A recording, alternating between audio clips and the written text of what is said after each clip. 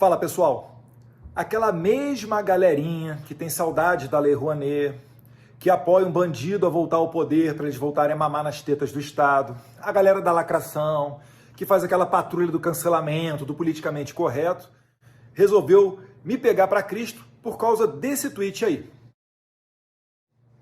Só que vamos relembrar um pouquinho como é que essas pessoas reagiram, por exemplo, para citar apenas esse, quando a Damares falou sobre ter visto Jesus no pé da goiabeira. Eu quis me matar. Eu estava em cima do pé de goiaba com veneno na mão. E quando eu ia comer o veneno, aconteceu algo extraordinário. Eu vi Jesus se aproximando do pé de goiaba.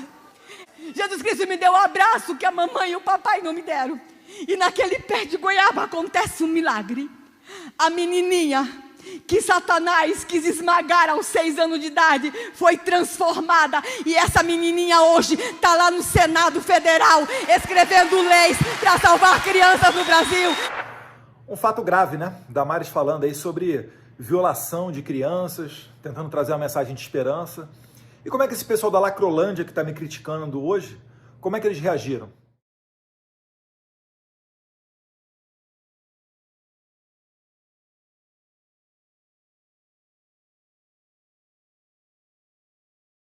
Eles não estão realmente preocupados com o tweet que eu dei, que eu possa ter ofendido a Miriam Leitão.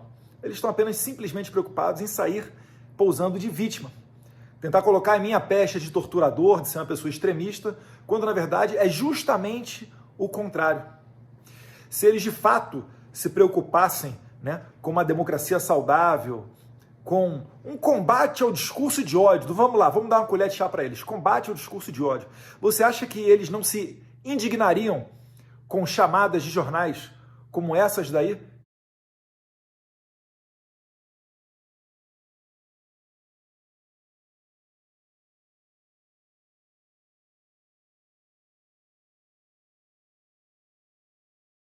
Sobre essa questão da cobra, tem apenas a palavra da Miriam Leitão dizendo que isso daí ocorreu.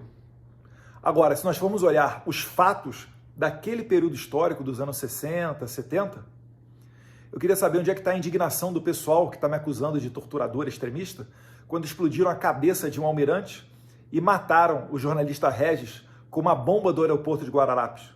E foi só após esse episódio é que começou, de fato, a luta armada, e os militares não puderam, né, diante de um cenário de instabilidade, devolver o poder aos civis através de eleições.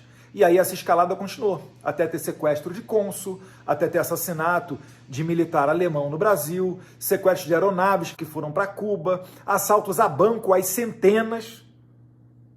Esse mesmo pessoal que está dizendo que eu sou extremista, é uma pena que só o Gabeira tenha admitido qual é a real intenção dessas pessoas.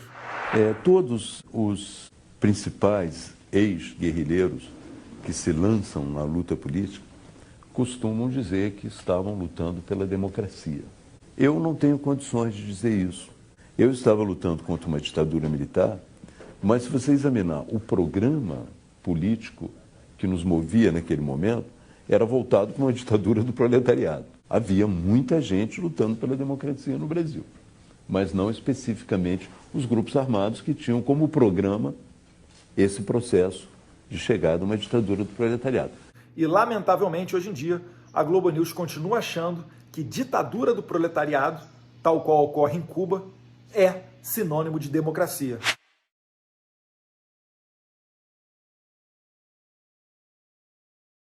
E eu já quase ia me esquecendo, o PSOL, que está dizendo aí que vai pedir minha cassação no Conselho de Ética, olha como é que o deputado Glauber Braga do PSOL votou durante o impeachment da Dilma, onde talvez tenhamos tido aí a maior audiência da história da TV Câmara. Todos os brasileiros acompanhando, e o cara me faz isso daí. Eu voto por Marighella! Marighella, que é autor do Mini Manual do Guerrilheiro Urbano, um livreto que te ensina como matar policiais e militares e fazer a revolução, sendo ele próprio o assassino de pelo menos uma mulher, uma policial civil. Se você quiser saber um pouquinho da verdade sobre esses fatos históricos, com todas as fontes, matérias de jornal, relatos de pessoas, condenações judiciais, você vai ver aqui, ó. Porque esse pessoal da Globo, você já sabe, né? Sempre tenta reescrever a história. Talvez eu tenha cometido o erro, o deslize de achar que eu estava em pé de igualdade com meus adversários. Mas é muito bom isso daí tudo acontecer para me lembrar que o politicamente correto não é sobre o que se fala, mas sim sobre quem fala. Talvez, se eu fosse o Lula, eu poderia falar isso daí, ó. Nós temos uma Suprema Corte totalmente acovardada, nós temos um Superior Tribunal de Justiça totalmente acovardado, um parlamento totalmente acovardado, nós temos um presidente da Câmara, um presidente do Senado. Pelotas é cidade polo, né? Claro. Exportadora de viado. É isso. Cadê as mulheres de grelo duro lá do nosso partido, porra? Esse homem é um dos maiores exemplos de dignidade. Na comissão da CPI, o esculacho que ele deu naquela médica japonesa. Nós vamos regulamentar os meios de comunicação desse país. Eu não fiquei mais radical, apenas fiquei mais maduro. Mas não se engane não, nós de fato não estamos no mesmo nível. Se a Miriam Leitão fosse realmente torturada, eu seria o primeiro a defendê-la. Já o pessoal, os coleguinhas dela da Lacrolândia, não dá para dizer a mesma coisa, né? Porque eles têm que ver quem é que está torturando e quem está sendo torturado para daí formar suas convicções. Porque o que parece, quando de um lado está o nome Bolsonaro, vale tudo para atacar e denegrir, até mesmo torcer pela morte dele. Um abraço, fiquem com Deus.